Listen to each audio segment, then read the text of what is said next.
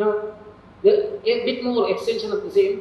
Now, 𝘔𝘪𝘀 𝐕𝐢𝐬𝑚 𝐵𝑠𝑟𝑒𝑚 𝘠𝐺𝑎𝑛𝑖 𝑘𝐠𝑟𝑎𝑝𝑎𝑟𝑖 𝑏𝑎�Ｈ𝑖𝑠ْ those conditions which have the same features, 𝘔𝘪𝑚 𝑝𝑎𝑟𝑢𝑠ℎ, and they tend to spread haphazardly, and the edges also are rough.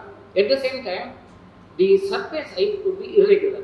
Either it could be 𝑢ddhruta or it could be 𝑏𝑎�Ｈ𝑖𝑠ْ. The central area is raised. Now, see, that's the important issue. The description of the lesion is much more detailed than what we say as macule and papule. See, macule, papule, it gives only that, like whether there is a feeling of changes in the surface character or not. But Sushruta goes to that level where the surface characters, whether they are either in uniform or whether they are raised in the middle or so on. Now, when it is raised in the middle, as you palpate, you can feel that. That's exactly the feature which you see. That's often seen in the cutaneous lupus erythematosus. In the lupus erythematosus, the lesions tend to be symmetrical. So, that description of 𝑉𝐤𝑚 𝐕𝐢𝑚, either it could be haphazard or it could be with a specific order. The specific order is the symmetrical lesion which is seen. So, symmetrical in the sense you will see the lesion distributed on both the sides as such. And it's a chronic condition. It's an autoimmune pathology. It's not allergic pathology, autoimmune pathology. And very often the condition will be very chronic, and often you may see incidences in the families also. And of course, the outcome would be poor. And and of course, one or other day, patient would come to an Ayurvedic practitioner because there is no definite solution from the contemporary science point of view. It's only the suppressive therapy are the glucocorticoids or the immunosuppressants. But one of the major risks in such patients is that all these cutaneous sclerosis also may have a tendency to have involvement of the other organs. A renal pathology, cardiac pathology, the lupus erythematosus are common, and they make the prognosis still worse. So, assessment of those conditions is important. If at all you have only the cutaneous erythematosus but no other systemic involvement, we can manage somewhat with the extra edge with the 𝐾𝐫𝐿, 𝐈𝐻, considering this as a pitta variety. And 𝘂𝐫𝐿 is also the other choice of the drugs. If the patient is on glucocorticoids, better not to withdraw the glucocorticoids, but we can definitely taper the dose of glucocorticoids, and very rarely we may even stop the glucocorticoids. But suddenly, if the glucocorticoids are withdrawn, suddenly there could be an exacerbation of the pathology. So, I would like to manage that patient with the glucocorticoids, maybe for a long duration. And the duration of the treatment is quite a long time. It could be years, or at times it could be for the whole life. So, lupus erythematosus, you do not have a definite target of the course of the treatment, and there is always a potential risk of involvement of the other systems. And once the other systems are involved, like the renal or cardiac, that makes the prognosis poor, and hence there is a need to have assessment of those functions regularly. Cutaneous manifestations can be managed successfully, or to a certain extent satisfactorily. I would not use the word successfully, satisfactorily for quite a long duration with these descriptions as such. Next one. Now, the extension of the same, tanuni uddhrutta bahistanuni suptavattal suptani nisthoda bahulani. Now, clinical symptoms, the description of the clinical symptoms now goes one step ahead from the simple clinical appearance, palpation and examination. It goes to the level of assessing the sensations. When the sensations are reduced at the lesion, now I am just copying the same shloka which I have given in a single slide, just one by one word is extended, so it's not anything added as such. The extra added is the suptavata suptani nisthoda bholani. When the lesions are presented with a numbness, impaired sensation, or they may have a constant feeling of pain. It's a story is a continuous feeling of the pain. That's often seen in case of the mycobacterial infection. Quite commonly tubercular. Occasionally the lepromatic lesions also can have the similar presentations. Either you may have lesions which are small, scattered haphazardly, or there could be accumulation of the lesion at some areas, as I have shown in the second figure. Now, the characteristic feature is the pain is lesser, there is no itching or very little itching, pain is almost not there, but the condition will be persisting for a long time. There may not be much of a discharge even, very times it's dry as such. And the role of histopathological or biochemical investigations would be quite useful to confirm the diagnosis. You may have to have the skin scratch, and then histopathology study may have to be done, or the biochemical study for tubercular lesions also may be necessary. But interestingly, if it is a simple cutaneous tuberculosis, you don't need an anti-tubercular treatment. With 𝘉𝘢𝘫𝐞𝐿, maybe at times you may have to have Virachana or the Vamana repeatedly, and they can be effectively managed. The condition can be effectively managed. The only point is the duration of the treatment is a minimum 1 year. It has to be for quite a long time. Virachana may also have to be repeated, maybe once or twice, but we can effectively manage. So even if it is a confirmed tubercular pathology, there is no need of anti-tubercular treatment as long as the lesion is limited only to the skin. Lepromatic lesions also can be effectively managed with a similar treatment. It's exactly a variety of the Kaphaja variety. Kaphaja or Kapha-Pittaja variety, the lesions are of that variety. Sorry, next one. Now, the same Nisodabholani, Alpakandu, Daha, Puyalasani, where you will have a relatively lesser amount of this. The lesions otherwise look similar. You will have a local tuberculid lesions, localized lesions. But in a typical tuberculosis, there may not be much of the discharge, it's only looking like a shining lesion. But when the same becomes with the necrotic change, which we call as a papillonecrotic tuberculosis, or they are also named as tuberculids, like there may not be a positive tuberculosis strain, and the confirmation is by the same biochemical test would be necessary. And occasionally you may have the tuberculous organisms also can be seen. And usually the Mantoux test will be really highly positive in this condition. Whereas in the previous condition, Mantoux test, the sensitivity test will be often negative. It may not be to that level. The titer level would not be very high. Whereas when the titer level is higher, it results in the papillonecrotic tuberculosis. Characteristically, the lesion will be painless, itching is seen, and there will be thick, very thick discharges, which do not discharge or do not get squeezed out. If you try to squeeze out, it doesn't come out, but it continuously oozes out. So the patient would say that his dress or clothes, they get spoiled with discharge, but as he tries to squeeze, there will be not much of a discharge coming through. That would be the usual clinical features, and these conditions may require an anti-tubercular treatment. So it's the same tuberculosis, but when it is present with the Nistoda Bahula or the Alpakandu Daha Puya Lakshanas, it makes the prognosis somewhat difficult, and in that condition, anti-tubercular, because the level is quite higher, without anti-tubercular treatment, it may not be possible to manage. That the sensitive point is that part. A patient of tuberculosis of the skin, from our point of view, we have two sets of the prognosis. One set of the condition where we can manage without that support of the anti-tubercular treatment. Another condition where it may be required. So whether you use the anti-tubercular treatment or not, that's the next part. The other part, we will not go into that, the ethical issues. But the patient may require an anti-tubercular treatment. Without that, it may not be possible. Otherwise, the lesions may continue to extend. So that's the importance of the exact clinical examination and making of the levels as well. Next part.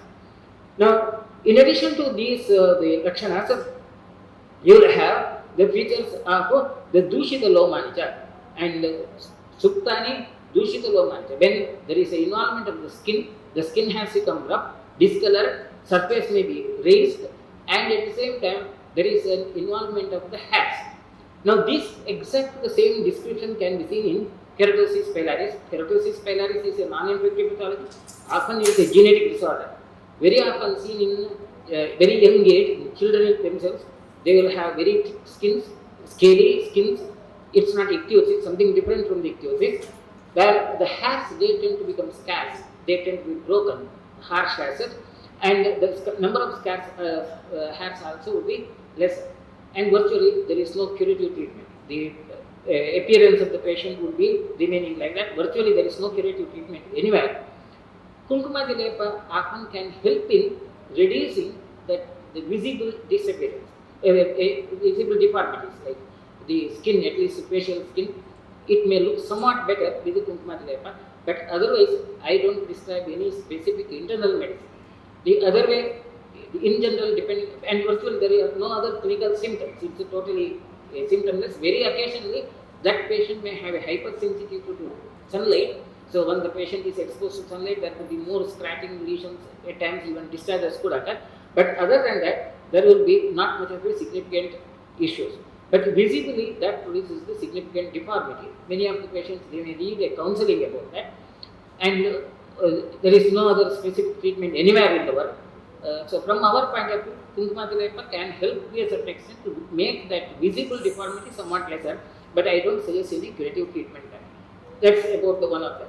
Now the same, now during this discussion, I have removed that one word, that the 𝐾𝐫𝐭𝐲 involvement, that's removed. The other clinical features which are added on would be 𝐴𝑠ْhugati samutthānāni āshu-bhedi.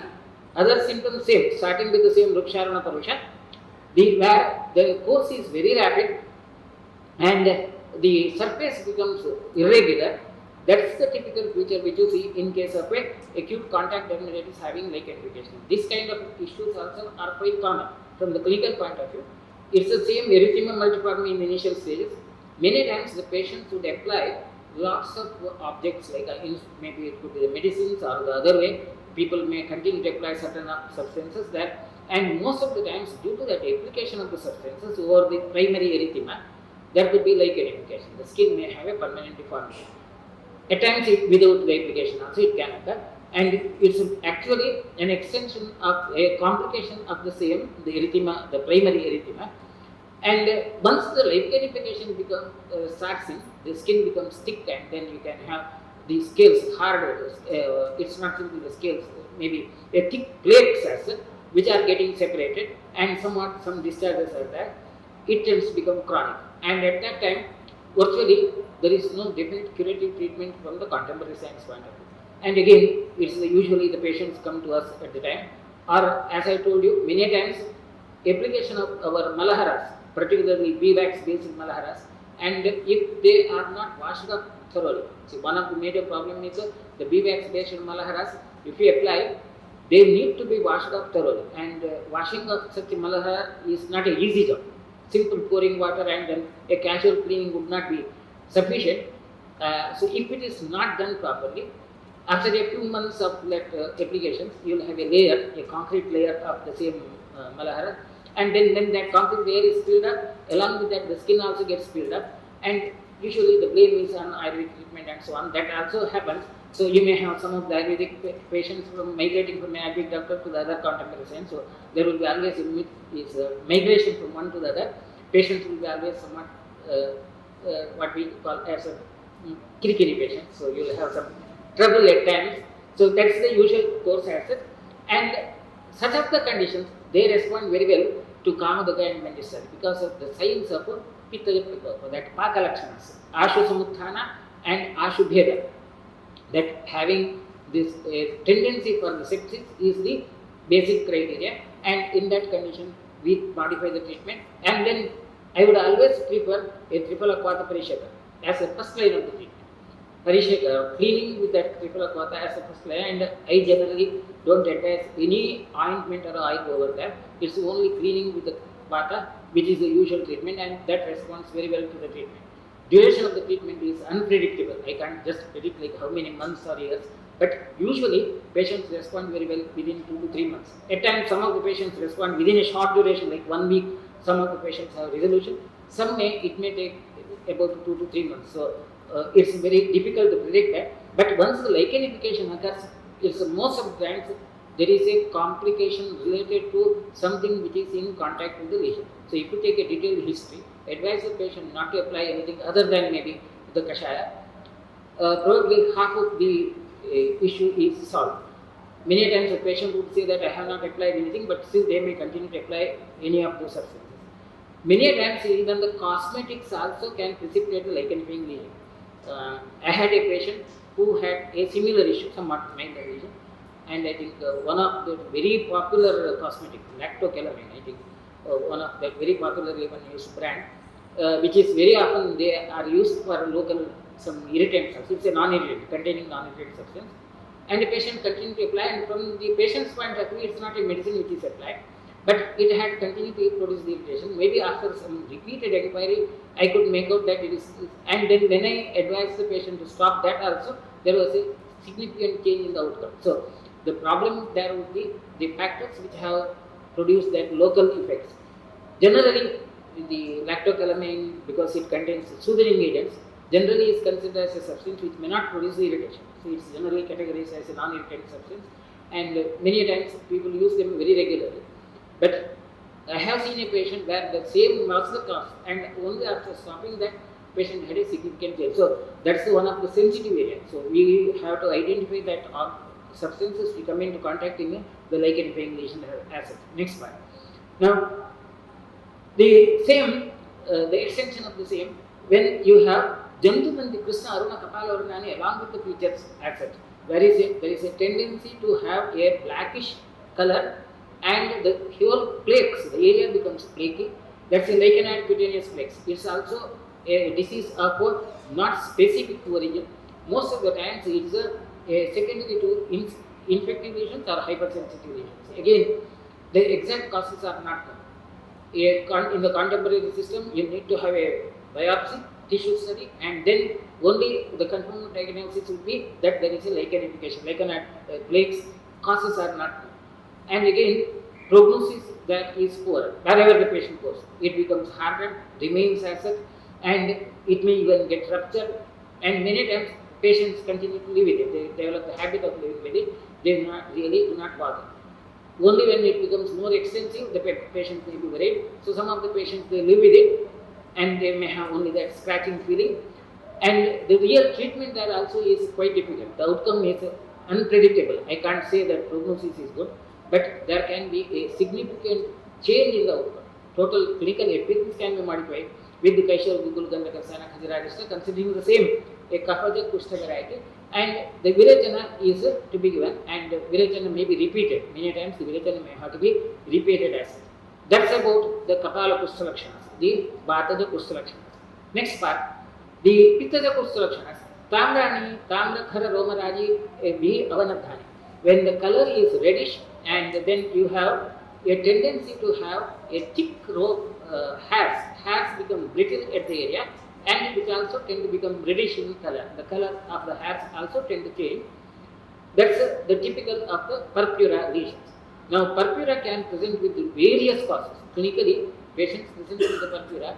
It's not a very simple issue. The exact causes for the purpura needs to be elaborately studied. You will have very serious conditions like leukemia, which could be the cause of purpura. Idiopathic thrombocytopenic purpura, these are the other common conditions where the prognosis could be poor. Then you have a set of the condition that there will be no thrombocytopenia, the platelet count is normal, still the patient have a purpura, that's idiopathic purpura. Now, when I say this, we will have to limit ourselves to the non-thrombocytopenic conditions where the thrombocyte count is not. Conditions where the thrombocyte is altered, thrombocytopenic purpura, the treatment cannot be on the lines of a simple kushta or maybe the simple diseases. We will have to consider the other causes, and many times the treatment will be complex. So purpura, the treatment is not as simple as that. Even in the non-thrombocytopenic purpura, the causes like renal diseases or the drugs consumed, which also can precipitate the purpura, they have to be ruled out. So if you know that the patient has taken some drugs and then the purpura has occurred, management is comparatively easier. You can stop that medicine if possible. And important, one of the very common drug which produces purpura as a complication is the dapsone, which is used in the leprosy treatment. Patients who have started the leprosy treatment in the beginning, they start with the dapsone treatment in the beginning, and usually the dose is high. During that phase, the patients tend to develop either acute lepromatic crisis or purpura as a complication. And naturally, this produces some confusion in the patients, and that's the time where the patient will migrate from one to the other. So you will have certain situations where the patient tend to migrate from one doctor to the other, and naturally, when a prescription is given, dapsone is given by some other doctor, and then it develops purpura, patients tend to come to Ayurvedic doctor even. One of that purpura variety is the 𝐻𝐚𝐴 purpura, which is a vascular phenomena, autoimmune disease, and that's the condition where we can manage somewhat better. Now, and management would be exactly same like 𝐻𝐴𝑖𝑠H and 𝐘𝐻𝐵 considering as a pittaja variety.